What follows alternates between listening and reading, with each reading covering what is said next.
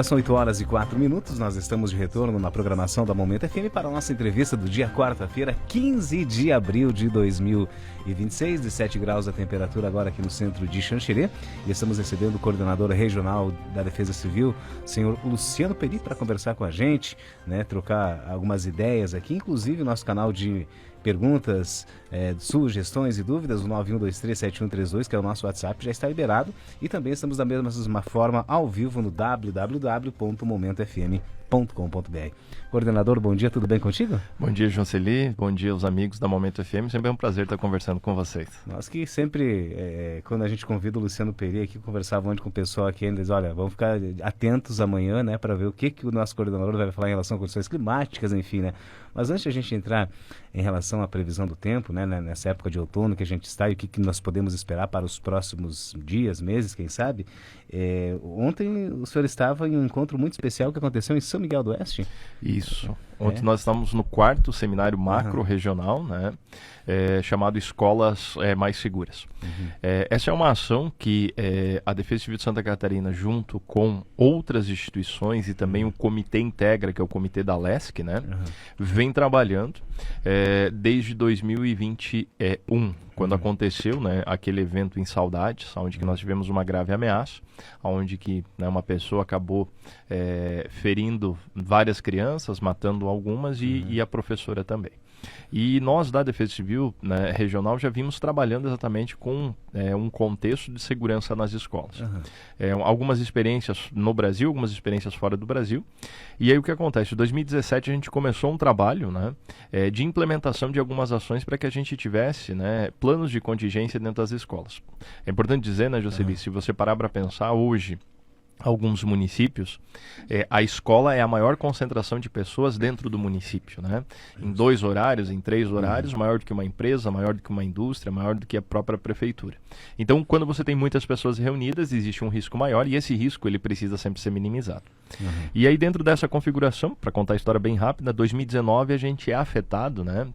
Final de 2019, o mundo é afetado por uma situação chamada, né, Covid-19, que em março de 2020 chega até Brasil, Santa Catarina, e a gente tem essa configuração de um grande desastre que afetou a todos.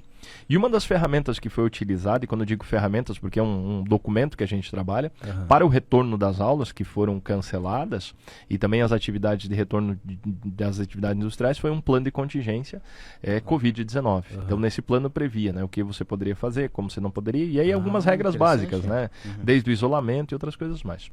E a gente veio trabalhando com isso em alguns outros contextos, né, e aí entra exatamente em 2021 esse massacre de Saudades, aonde que, além, né, da questão de saúde, a gente tinha outros eventos. E aí o processo ele acontece, né, onde que o comitê integra, que ele integra todas as estruturas de segurança pública, Polícia Militar, Corpo de Bombeiros, Polícia Civil, né, a Polícia Científica, as estruturas de saúde, de assistência, né, de defesa civil e as estruturas de educação de todos os níveis, municipal, estadual, federal, particular, entende?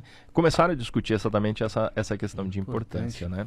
E há cerca de 2 anos e meio atrás, a gente começou um projeto piloto, né, que vinha sido desenvolvido dentro da Associação da Mosca, em Chapecó. Esse projeto, hoje, ele tem, né, uma ação de 296 escolas, são as 296 primeiras escolas de Santa Catarina, que tem um plano de contingência, tem um simulado, né, de mesa, e agora a gente fez os simulados reais. Então, por que eu estou falando isso? Toda essa estrutura, toda essa expertise, ela se replica para o Estado, e através do Comitê Integre, de todas as instituições, a gente fez um plano chamado Multirriscos. Multirriscos. Isso. O que é isso? Nós trabalhamos desde, né, de um plano de contingência para a situação dos desastres ambientais, como o que a gente fala da tempestade, da chuva, do granizo. 2022, ciclone bomba afetou várias estruturas educacionais, né? A gente fala da questão dos desastres tecnológicos, então caso você tenha, né, um caminhão que entra dentro da escola, um vazamento de combustível, um rompimento de uma barragem que afeta o ambiente escolar. A questão de saúde entra desde as grandes epidemias, como os surtos, né?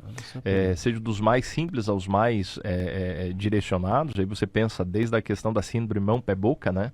Que é algo se identificado de forma muito rápida. E quem está me ouvindo aí, né, que tem filho pequeno, sabe o que eu estou falando, né? Você consegue identificar e tirar e não trancar, né, toda uma sala de aula sem aula. até alguns eventos mais complexos, como a questão de um incêndio, onde que você precisa ter evacuação, e isso é uma das situações que a gente precisa entender, né? É que existe vários ambientes, e eu já fecho minha fala, né? Além da grave ameaça. Então, se alguém chegar para tentar fazer isso, né? Você precisa ter processos e planos de evacuação. E aí vem a primeira pergunta, né, Jocelyn?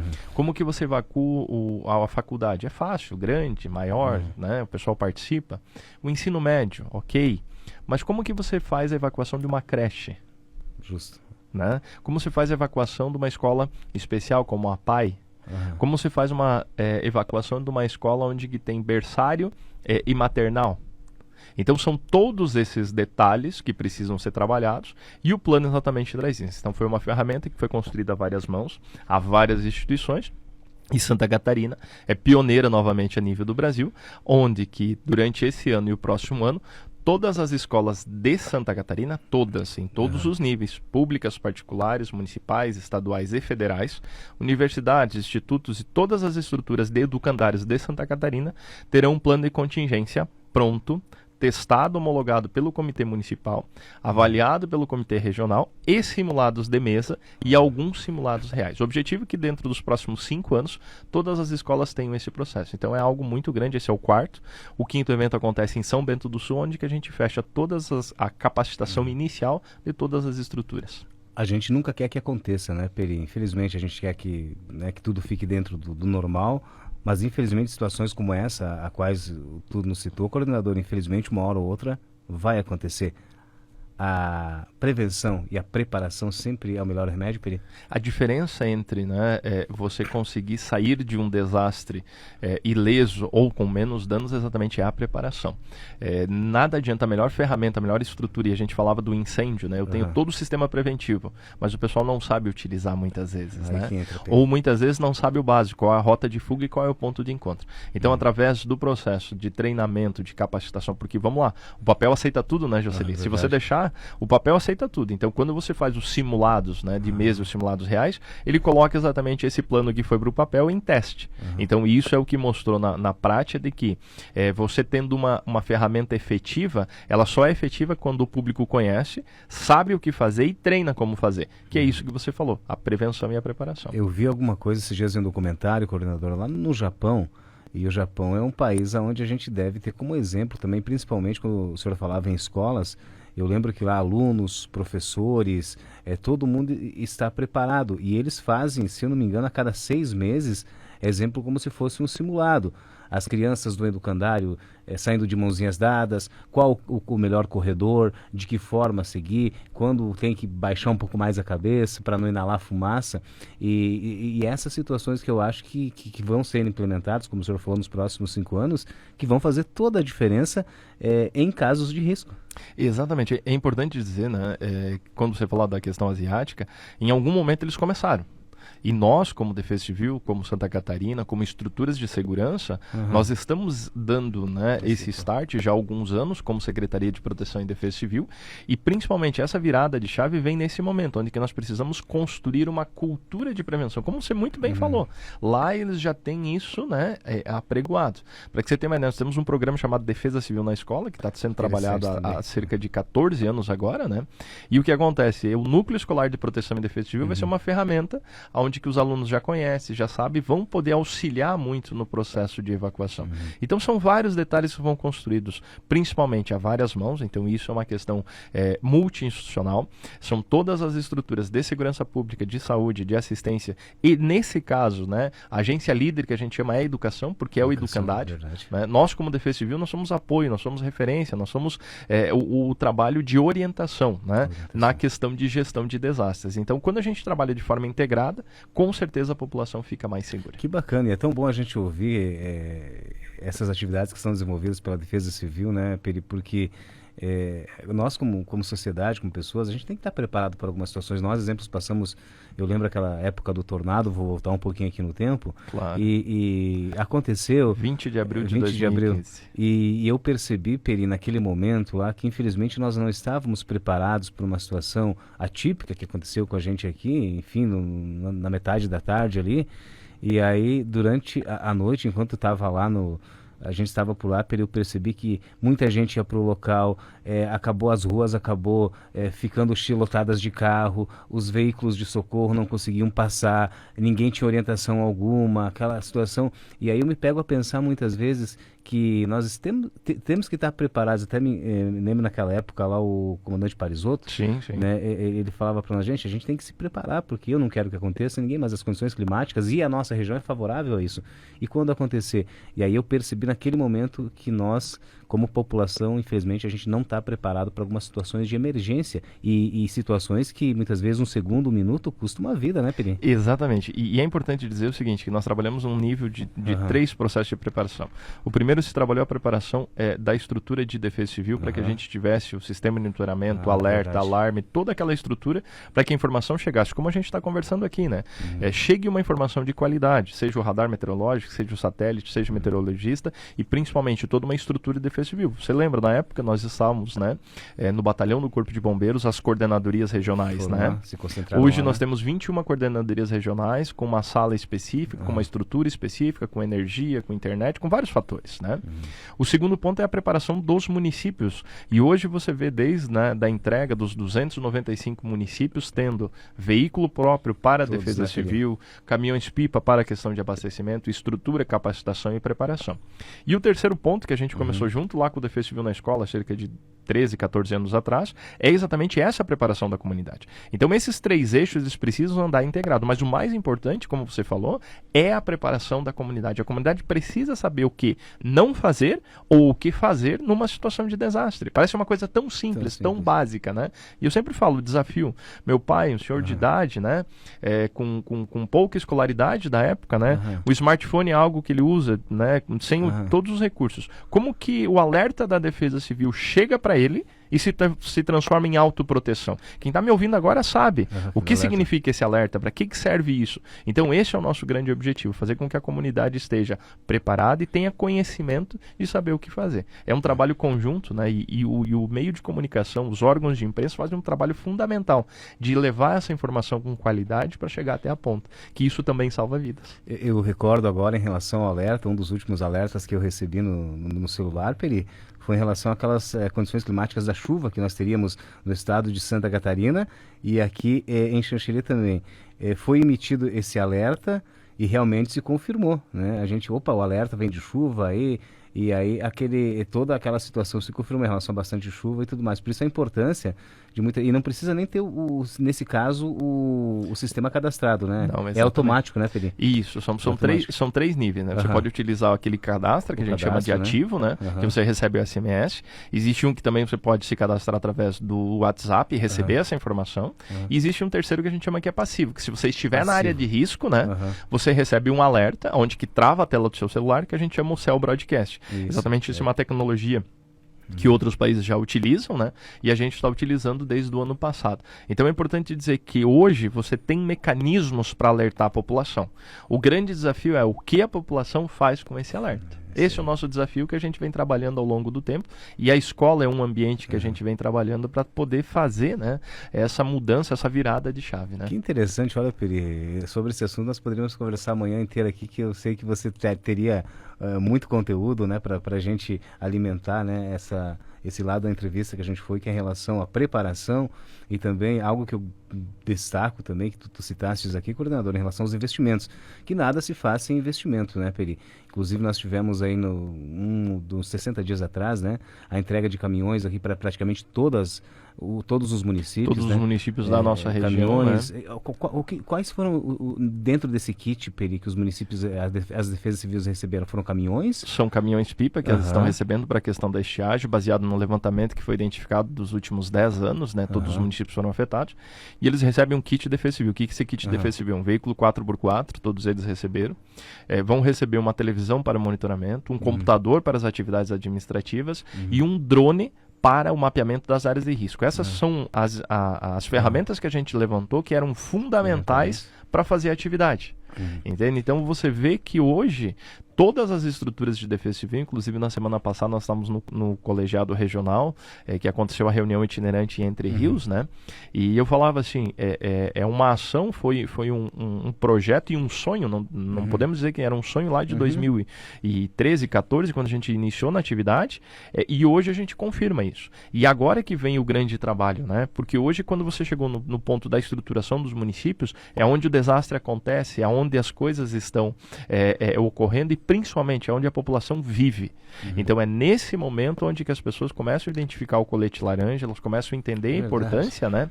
E não só isso, se você levar em consideração, em março a gente teve o segundo simulado estadual de proteção e defesa civil, que trouxe exatamente essa preparação de todo o estado, de toda a comunidade. Então é um trabalho que vem sendo feito a várias mãos e é um trabalho de formiguinha, né, Jocelyn? Formiguinha que dá resultado, né? São as sementes que são plantadas, como tu cita pra gente, né? O próprio projeto nas escolas, eu lembro quando tu falava para nós, Peri, olha, vamos começar um projeto assim nas escolas, porque a importância de levar para as crianças, enfim, para a juventude, né? E agora se vem também devagarinho, né? Como o senhor falou, os resultados que se vem plantando, né? Porque nunca acaba, né, Peri? Nunca acaba. A gente, vamos fazer... Não, sempre tem algo a aprender, uma inovação, uma tecnologia, algo de exemplo que a gente tira de outras situações que acontecem pelo mundo também. As boas práticas, As boas práticas, né? E isso vem só a nos ajudar. Agora, meu coordenador Luciano Peri, aquele assunto que não pode faltar, eu tenho certeza que o pessoal está nos ouvindo em casa, né? Aí no interior, pessoal do campo, né? Os nossos amigos sempre perguntam, quando o Luciano Peri for lá na rádio, Jocelyn Luiz, o Luciano Peri entende tudo, gente, em relação a questões climáticas, previsão do tempo, e é a dúvida que todos nós temos. Estamos nesse ciclo de outono, Peri, percebemos que as manhãs estão um pouco mais geladas, à noite também, durante o dia esquenta um pouquinho mais. O que está acontecendo com o nosso clima, Peri? Então vamos lá, é normal, né? Do outono, a amplitude térmica que a gente fala. Amplitude térmica, que é isso, né? As finais de noite, né? Inícios de manhã mais frio. E aí, né, a gente brinca, né, do meio da manhã até a tarde, calorão, né, começa a esquentar. É importante dizer que é uma característica do outono, né, essa amplitude térmica, muitas vezes você tem aí 10, 12 graus de diferença. Só que essa semana, né, a gente tem também a questão dos temporais, que são os temporais mais típicos, que começam, né, trazendo para nós a questão da maior instabilidade. Essa maior instabilidade vem exatamente por causa de uma frente fria, e o estado de Santa Catarina, né, começa também com a questão de um ciclone, né, então nós temos um ciclone lá no sul do Rio Grande do Sul, né, passando pelo Uruguai, e também influencia para nós dentro da condição principalmente do oeste aqui. Então vocês vão ver que o tempo já está nublado, já está fechado. E a previsão é que esse padrão de estabilidade ele seja de leve a moderado, e principalmente por essa baixa pressão que está acontecendo lá no Rio Grande do Sul, comece a trazer para nós, de forma geral, né, a questão dessa instabilidade. O que é essa instabilidade? A condição das pancadas de chuva, principalmente à tarde e à noite, né? E também a possibilidade de temporais isolados. E quando eu digo temporais isolados, é aquela situação que acontece no município, não acontece no outro. Muitas vezes acontece na metade da cidade, não acontece na outra, isso, né? Isso que é bom a gente entender também o que é um temporal isolado, né, Peri? Que muitas vezes, como tu falou, pessoal, nossa, tem previsão de temporal isolado. Tá, gente, mas calma aí. Peri, explica pra gente então. Exatamente. A condição hoje, né, no outono, ela traz essa possibilidade, né, de você ter uma chuva mais intensa em um ponto e em outro ponto não. Exatamente por essa amplitude térmica e pela condição que hoje nós estamos tendo, né, dessa frente fria, dessa baixa pressão que está se colocando. As temperaturas devem variar, né, entre 10 a 20 graus, dependendo do período da manhã, né, para nós aqui, né, na região oeste, podendo chegar a seus 25, 28, lá no extremo oeste, chegando até 30 graus. Você viu o tamanho da amplitude, né? Hein, tu chega de 10 a 30, né? Haja corpo, haja resistência, né? Imagino, Peri. Para esse momento. Mas isso é uma condição, né, que traz, né, a característica de cada estação. Outro ponto que é importante dizer, né, que pontualmente, se a gente tem a chuva, a gente também pode ter aquela questão, né, da chuva intensa moderada, com o risco dos alagamentos, o risco de, né, temporais com destelhamentos, né, e também aquela questão de queda de galhos, de árvores ou a interrupção de energia. Então é importante ficar atento aos alertas meteorológicos, que principalmente, né, final dessa quarta, mas a quinta-feira é a condição mais esperada para nós, né, desse risco de temporais. Seria amanhã, né, Peri? Seria amanhã. E a partir de sexta-feira o tempo já muda, já melhora e já volta de novo essa gangorra da temperatura, né, para cima e para baixo, que é o que a gente tem, né? Olha só, são as características do outono. também, né? Isso, como você vai ter características diferentes da primavera, da chuva do final da tarde, como tem as características do verão, né, da temperatura mais constante, mais aquecido, e como também a gente tem a situação do inverno, né, que tem, né, a característica da nossa região seria frio, né? E aí vem a primeira pergunta, né, Jocely? Vai ser frio ou não vai ser frio o nosso inverno, né? E aí, Peri? É importante dizer que em invernos de laninha, o nosso inverno é mais frio. O que vem se configurando, e essa é uma situação, né, que vem se trazendo um cenário hoje, né, de El Niño, inclusive o NOAA, né, já está trazendo a condição aí de um laninha configurado. Nós devemos ter, né, uma condição de temperaturas, né, dentro da média, mais o que acontece, mais aquecido. Então vai ser um inverno menos frio, é o que vem se colocando. Mas nada impede, tá, Jocely? Ele vai dizer assim, pô, mas o Peri falou que não era frio e de repente vem uma massa de ar polar. Característico do nosso inverno também, aquela massa de ar polar de 1 ou 2 dias, né? Mas a característica principal desse inverno se mostra que seja um frio abaixo da média, né? Dentro da média ou um pouco abaixo da média, exatamente pela configuração do El Niño que está se mostrando. Olha só que interessante, Peri, agora eu gostaria que você me explicasse para o pessoal também o que é o El Niño e quando é a laninha. Aí o pessoal vai entender um pouco mais qual foi a sua colocação em relação às condições aí para o inverno. Legal. Então, como professor de geografia, né? O Peri é multi-opções aqui, gente, só para lembrar vocês. A minha graduação é na área da geografia, né? Então, sou aluno da UNOESC, né? Brincadeiras à parte, o que acontece? Como professor de geografia, a gente aprendia, né, que o menino, né, que é o El Niño, traz chuva para o sul. Isso. Ou seja, quando você tem El Niño, você tem mais chuva no sul, né, do mundo, no sul aqui, na região sul do Brasil. Quando você tem a menina, a laninha, e olha o macete, né? Menos chuva. Menos chuva. Então o risco da estiagem e da seca. Então a menina, né, a laninha, menos chuva para o sul do Brasil. O menino, mais chuva para o sul do Brasil. Olha o macete. É uma coisa bem simples, bem básica, né? Para você lembrar, né? Então, quando você lembrar laninha, né? Que é a menina, é menos chuva para nós, risco de estiagem, como a gente teve, né? Configurado nesse último ano. E agora está se configurando a questão do El Niño. E o principal impacto aqui na região oeste é o aumento do volume das chuvas. Isso é importante dizer. E aí as chuvas, elas vêm, né? Principalmente chuvas mais persistentes, com uma maior frequência. E junto com essas chuvas, o risco dos temporais, das tempestades, tá? Principalmente na primavera, essa é uma das preocupações. Então os riscos associados, a gente tem aquela questão dos riscos dos alagamentos, as inundações, os deslizamentos, né? E é importante dizer que nas temperaturas, né, existe aquela sensação de abafamento, e isso eu estou falando já lá da primavera, passando do outono, passando o inverno, indo para a primavera, né? Existe a possibilidade do risco, né, do abafamento, e o frio sempre tende a ser menor no inverno, como eu falei. Então a gente tem que ficar claro nessa situação. Hoje ele está numa configuração, né, de um El Niño médio a forte. Quanto mais forte ele for, maior são os impactos, principalmente na nossa região, com a situação de chuva. Então todas as equipes de monitoramento, né, de preparação da Defesa Civil de Santa Catarina, através do nosso secretário, Coronel Fabiano, né, já vem fazendo monitoramento e acompanhamento. Inclusive ontem foi emitida uma nota meteorológica conjunta entre a Defesa Civil e a Ipagre-Ciran, falando exatamente dessa configuração de que a gente tem, né, uma configuração de El Niño para esse ano de 2026, e os riscos de chuva, né, que pode acontecer principalmente na primavera. Então nós já estamos monitorando, nós já estamos em atenção, já estamos trabalhando exatamente com a minimização de alguns danos, limpeza de rios, desassoreamentos, né, ações que são implementadas exatamente para tentar minimizar os danos da chuva excessiva num curto espaço de tempo, que é uma característica que a gente tem, além dos temporais que podem acontecer nessa temporada, nesse momento aí, principalmente para nossa região, a maior atenção é a primavera, né? Primavera, lá a partir de setembro e outubro, né? São os 2 pontos de maior atenção que a gente tem na região oeste de Santa Catarina, aqui na nossa região. Olha só, tivemos aula de meteorologia, geografia, gente, que matemática e outras tantas aqui. Coordenador, eu gostaria de agradecer muito a sua participação. Algo que o senhor queira destacar também, quem sabe eu não entrei no assunto, que o senhor acha importante, fica bem à vontade. Nós gostaríamos de agradecer sempre a parceria, né, e ter os microfones abertos para que a gente possa levar essa informação. Lembrando, né, que acompanhe os alertas meteorológicos através das nossas redes sociais, através, né, do nosso Instagram, do nosso Facebook. Fique atento aos alertas oficiais, né, através dos meios de comunicação oficial, e qualquer situação de emergência, acione o Corpo de Bombeiros através do 193.